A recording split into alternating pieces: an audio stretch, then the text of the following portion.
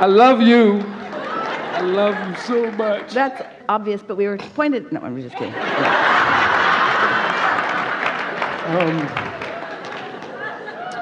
I did not come here for really any questions. I came to make a few statements. I guess I'll start, but I was telling my girl over there that, I was out of the vortex because I was getting not angry at you, but just I couldn't believe that you wouldn't call me up here after all my life has brought me to. I was in West Palm Beach 2 weeks ago, and for vacation for spring break, and my aunt's husband just died not too long, a couple years ago, and I introduced her to you. I was sending your YouTube videos, just all my Facebook. I just talk, I have you on Facebook today. You're basically my muse. And I've never actually looked at a stranger online and said, I actually love this woman. And visualization, I visualized me hugging you, not sexually, of course. I visualized just my source energy just hugging you and me connecting with you because we're all one. And I understand. Yeah. I would like to thank Jane Roberts, Jerry, and Wayne Dyer. Yeah. Okay? Yeah. I used to go to Borders every day for years, and I was always attracted to the New Age section. Okay, ever since I was little. Okay? First it was astrology and just, a few, esoteric sciences. And then you came. Law of attraction, asking it is given. Just everything. Just Esther Hicks, and then it came Jane Roberts, and Seth. It was a tag team type thing. And I must say, listen, this is the truth. I listened to you every single night for about 8 years. Okay?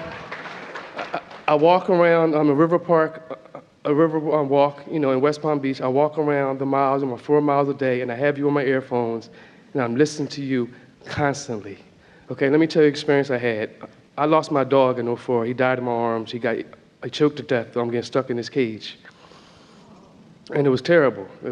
It was just terrible. Probably maybe the worst experience I've ever had. And you gotta understand, I've been through near-death experiences. I'm 43. So I've been through all types of reincarnation. I have a sense that reincarnation is definitely real. Understand the point? Let's put it like this. Everything that you teach, I know it's real. Okay, I don't need a Martin Luther King or... Well, then, do you know that your dog really had fun that day? Oh, absolutely. I'm sorry, I got off track. When I was walking, listening to you, and I thought about my dog. I was listening to you, and you were talking about... somebody asked you a question about their dog dying. And I'm walking, listening, thinking about my dog dying. Listen, 1 minute later, the same brown Labrador retriever came running across the thing, a guy on his bike, and the dog stopped and barked at me. That was my dog. Absolutely, and I started crying, because it was just, this is just nonstop. And all the things you're saying, the universe has a momentum, and it's coming to me, everything. And you're a Pisces, I understand that too. And I'm a Scorpio, and the relevance of me saying that to you is a couple weeks ago, my friend's mom died, and she was a Pisces. My grandma's a Pisces. My girlfriend's a Pisces. Just Pisces, Pisces, Pisces everywhere. And I went in Netflix, and I watched this movie. It was about this guy losing his son in a snowstorm or whatever. He got out of his car seat, a little boy, 3 years old, and walked in and died in the snow. All right, so they called his mother. His mother was like, oh my God, I have to go get my son. The guy in the car with Mira Sorvino. And out of the blue, she says, oh yeah, how's your daughter? She's 3 years old right now, right? He says, yeah, she's 3. He says, oh, is she a Pisces? He said, no, she's a Libra. There was no other talk about any astrology and nothing. It was just amazing, okay? And this stuff keeps happening to me over and over and over again, okay? And let me tell you, in 1990, I'm sorry if I'm long-winded, I've waited my whole life to be up here. And look. And I'm an Eagles fan. This is my Super Bowl today. I won my Super Bowl, me and Esther Hicks. I'm so happy. Listen, nobody can understand. I feel like I've hit the jackpot. My life has changed from this moment on. My baby over there, she's saying this. And I wanted her to. Sit back. Oh, sorry. That's all right. All is really well. Abraham. Yeah. Okay. What we represent to you is your alignment. What we represent to you is your reason for being, what we represent to you. In other words, when you hear the words that we speak and you feel the vibration of the offering that we're offering, as you focus upon it, as long as you have, with the momentum that you have, you come into alignment with who you are. So it's the wholeness of who you are that is expressing here. That's what's going on here. We represent your alignment. We represent your power and your clarity. We represent your knowing. We represent your connection to infinite intelligence. That's all that's going on here. As you give your attention in the way that you do, and you release the resistance in the way that you have, you come into your full power. And that's why you feel like you feel. Right, and all my anxieties always came to me since a little boy by my uniqueness, my attention to my greatness. If that makes sense to you. I know it's an oxymoron kind of, yeah. because it's always been really like confusing all the depth I've been having, all the things I've been drawn to, the spiritual things that happen. I see my cousin died, this is his P, he died in a car accident, burnt to death with the car upside down May 2nd. Okay, and it was my best, he was my everything. It was my everything in my life. Okay, and when he died, I was mad at him, not mad at him, but he came to me in a dream, and I was basically like, why did you leave me? And he was smiling, shining, like, man, get over it. I'm happy. You know? And this is in the process of listening to you every day. Like, the fact that you just called me, and I was just, I just laid my head on my girl's shoulder, was like, oh my God, I'm so upset, she ain't gonna call me. Like, I told her, I said, I'm going to Philadelphia. I'm from Philadelphia. I said, I'm going to Philadelphia when she comes in like 5 months. Wherever you're going to go, I'm going to meet you. You know, and I'm not, I was getting mad at some people. So I was like, yo, I wish they would just be quiet and get up the stage. I want to go up there. So I'm going to make it short.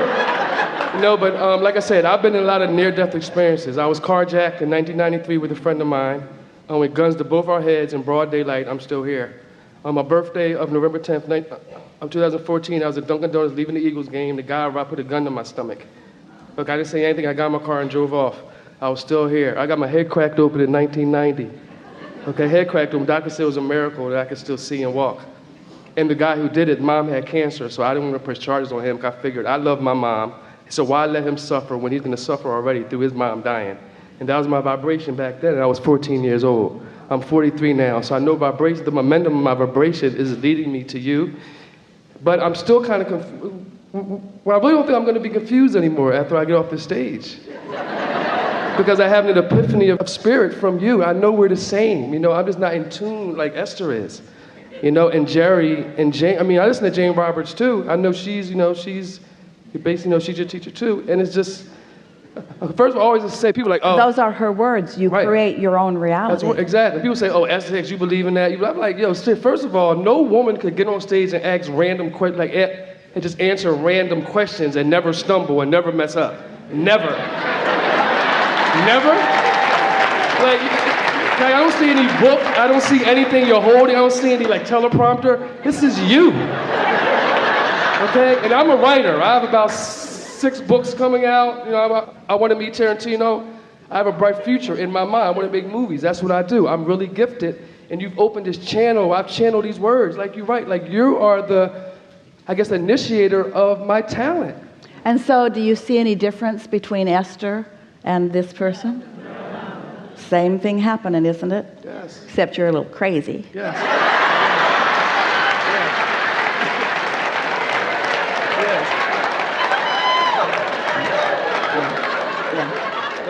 Yeah. And I talk about you all the time, my mom, all my friends, and I guess the majority of people, I'm not knocking church. I'm not knocking church, but I do not believe in that. I believe in Jesus was a prophet and everything, but I don't believe in any of that. I don't believe in man-made creations. Like you just said, war begets war. You can't solve problems by more problems. So I get what you're saying. If I have a headache, I'm not going to, I have a headache. If I have a headache, that's going to keep the headache. As you appreciate the tapestry of all of it, as you appreciate the religions as they are, as you appreciate that they are satisfying and answering some things for some, as you push against nothing but appreciate the value wherever it is, as you realize that without that there can't be that, and without that there can't be that, and without that there can't be that, and that we are all ongoing, that we are all eternal, that we are all continuing to become. Right. As you stand in your powerful now, This is the piece that we most want to give you. And this is the reason that we thought it would be nice to have a conversation. And we are thrilled with the clarity that you are feeling and with the words that flow from you. And we are knowing for sure that you are often in connection with the whole of who you are. And in your most joyful times, you know it too. It's right now. The thing that we most want you to hear, you've been a seeker for a very long time, and you've been willing. Jerry used to always say, and there's our books down there with the spooky books down there on the bottom of the shelf. In other words, because these are thoughts that are new. To say to someone that you create your own reality or that this is a vibrational universe is not something that most can see, because they're trying to see through their physical senses. But you were born with this ability to feel, and you were never happy until you found it click into place in that feeling place.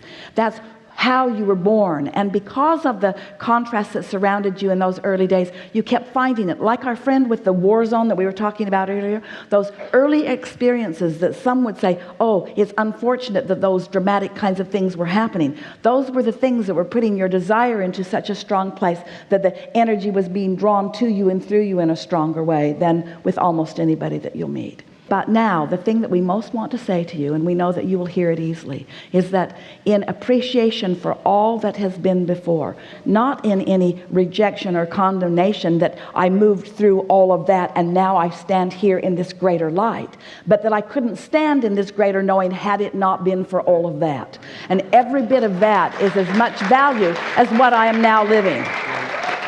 Every unanswered question is as important to the infinite intelligence that flows through you as the answered questions are. In other words, we know that you understand completely what we just said to you. So it's been delightful. You